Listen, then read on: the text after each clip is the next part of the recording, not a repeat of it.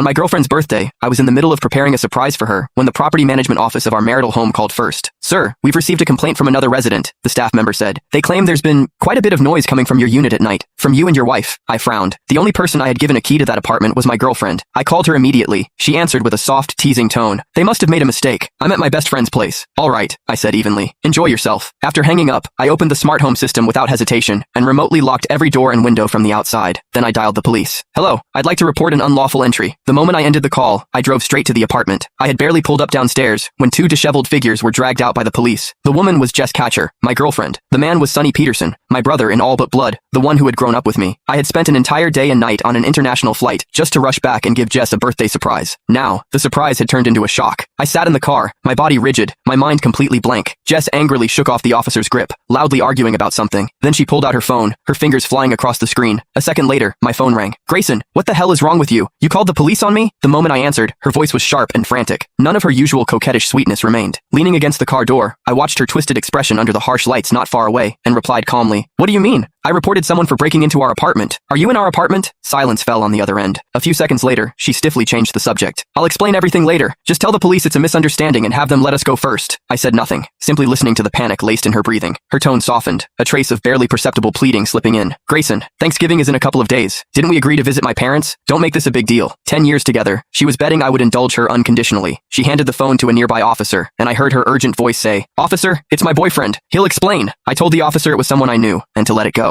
A faint, meaningful chuckle came from the other end. Kid, you ought to wise up. Then the call ended. I knew exactly what he meant. But knowing something is one thing. Seeing it with your own eyes is another. When betrayal stands before you in the flesh, wearing the two faces you know best, the impact is enough to crush you entirely. I saw Sonny holding Jess's hand with a wounded expression, murmuring something softly. She kept patting his back, comforting him. The scene was both blinding and absurd. Just 2 days ago, Sonny had been on the phone with me, helping me plan a surprise for her, grinning as he said, Hurry up and marry Jess already. I'm waiting to drink at your wedding. I pulled out my phone and, as if possessed, opened his social feed. The latest post, uploaded an hour ago, was a grid of photos, a birthday cake, and red wine. Even though the background had been blurred, I recognized it instantly as our apartment. The caption read, She said she only spends important days with me. She and I, that's what us really means. My fingers stiffened as I scrolled down. Last holiday, Jess had told me she had to work overtime on a last-minute project, pulling an all-nighter. On Sonny's feed, there were two intertwined hands, fireworks lighting up the riverside behind them. On the woman's wrist was a small red mole, one I knew all too well. On the last Valentine's Day, Jess had said her best friend was heartbroken and needed company. Sonny had posted a photo of 2 movie tickets, before sunset, with the caption, Watching an old film with the one I love. And then there were the 14th of every month, when Jess always found one excuse or another to avoid seeing me. So that was where she had been, with Sonny. What else was there left not to understand? Not far away, the police seemed to finish lecturing them, and began to leave. Sonny took Jess's hand, as if ready to lead her away. In that moment, I decided to give her one last chance.